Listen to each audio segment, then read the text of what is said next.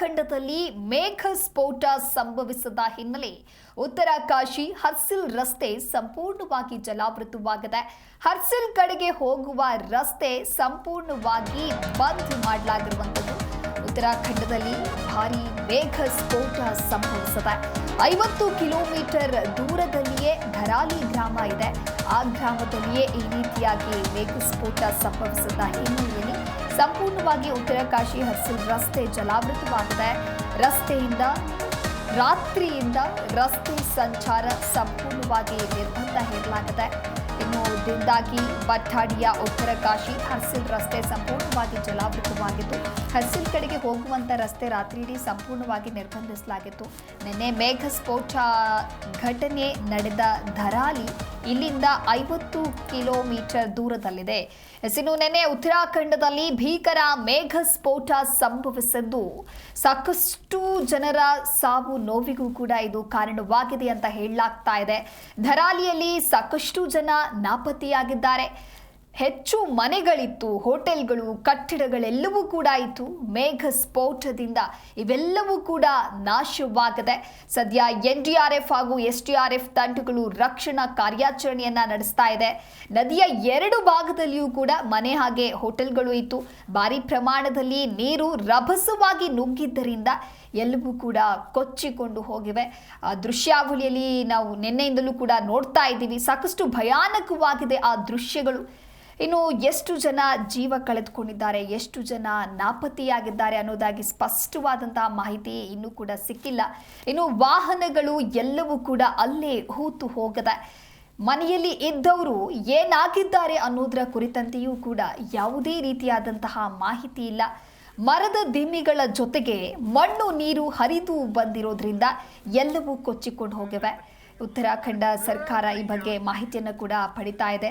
ಹಾಗಾಗಿ ಉತ್ತರಕಾಶಿ ಹರ್ಸಿಲ್ ರಸ್ತೆ ಸಂಪೂರ್ಣವಾಗಿ ಜಲಾವೃತವಾಗಿದೆ. ನೀವು ಕೂಡ ದೃಶ್ಯಾವಳಿಯಲ್ಲಿ ಗಮನಿಸ್ತಾ ಇರಬಹುದು ಯಾವ ರೀತಿಯಾಗಿ ಮೇಘ ಸ್ಫೋಟ ಸಂಭವಿಸಿದೆ ಅಂತ ಹೇಳಿ. ರಾತ್ರಿಯಿಂದ ರಸ್ತೆ ಸಂಚಾರವನ್ನು ಸಂಪೂರ್ಣ ನಿರ್ಬಂಧ ಮಾಡಲಾಗಿದೆ. ಆದರೆ 50 ಕಿಲೋಮೀಟರ್ ದೂರದಲ್ಲಿಯೇ ಈ ಧರಾಲಿ ಗ್ರಾಮ ಇರೋದ್ರಿಂದಾಗಿ ಹರ್ಸಿಲ್ ಕಡೆಗೆ ಹೋಗುವಂತಹ ರಸ್ತೆಯನ್ನ ಸಂಪೂರ್ಣವಾಗಿ ಬಂದ್ ಮಾಡಲಾಗಿದೆ. ದಿಂದಾಗಿ ಬಟ್ಟಾಡಿಯ ಉತ್ತರಕಾಶಿ ಹರ್ಸಿಲ್ ರಸ್ತೆ ಸಂಪೂರ್ಣವಾಗಿ ಜಲಾವೃತವಾಗಿದೆ. ಹರ್ಸಿಲ್ ಕಡೆಗೆ ಹೋಗುವಂತಹ ರಸ್ತೆ ರಾತ್ರಿಯಿಡೀ ಸಂಪೂರ್ಣವಾಗಿ ಬಂಧವಾಗಿದೆ. या बहन बड़ा वाली हम पूरा कर हो गया ना अनकोन रहेगा चाहिए बाबा अब हम आ जाते हैं जल्दी बना मम्मी वीडियो जल्दी बना ई बेटा ये क्या आ रहा भाई अरे बाप रे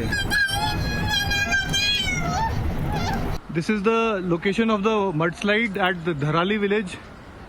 Around 13:45 a major mudslide had come in the Kheergad Nala in this particular village. The complete mid portion of the village has got swept out and the road has got blocked. The villagers on both sides have been evacuated by the army column which reached on the ground. Presently the villagers have been asked to stay away from this side as the mudslide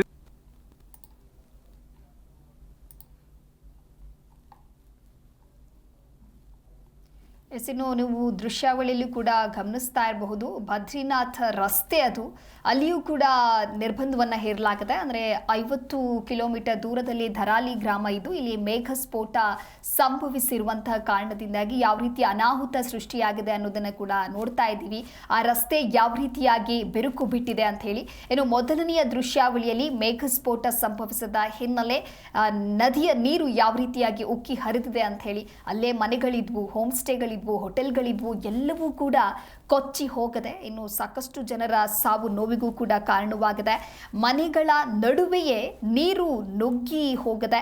ಸುನಾಮಿಯ ರೀತಿಯಲ್ಲಿ ನೀರು ಹರಿದು ಬಂದಿದೆ. ನೀರಿನ ಅಬ್ಬರಕ್ಕೆ ಕೊಚ್ಚಿಕೊಂಡು ಹೋಗಿದ್ದಾರೆ ಹಲವರು ಅನ್ನುವಂಥ ಶಂಕೆ ಕೂಡ ಸದ್ಯ ವ್ಯಕ್ತವಾಗ್ತಾ ಇದೆ. ಹರ್ಸಿಲ್ ಕಡೆಗೆ ಹೋಗುವಂತ ರಸ್ತೆ ಸಂಪೂರ್ಣವಾಗಿ ಬಂದ್ ಮಾಡಲಾಗಿತ್ತು. ಉತ್ತರಕಾಶಿ ಹರ್ಸಿಲ್ ರಸ್ತೆ ಸಂಪೂರ್ಣವಾಗಿ ಜಲಾವೃತವಾಗಿದೆ. ದಿಂದಾಗಿ ಬಟ್ಟಾಡಿಯ ಉತ್ತರಕಾಶಿ ಹರ್ಸಿಲ್ ರಸ್ತೆ ಸಂಪೂರ್ಣವಾಗಿ ಮೇಘಸ್ಫೋಟದಿಂದಾಗಿ ಜಲಾವೃತವಾಗಿದೆ.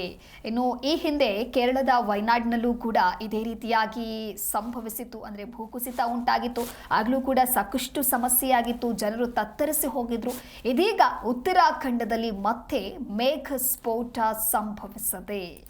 ಭಯಾನಕ ಮೇಘಸ್ಫೋಟ ಸಂಭವಿಸಿದ್ದು ಸಾಕಷ್ಟು ಜನ ಸಾವು ನೋವಿಗೂ ಕೂಡ ಕಾರಣವಾಗಿದೆ.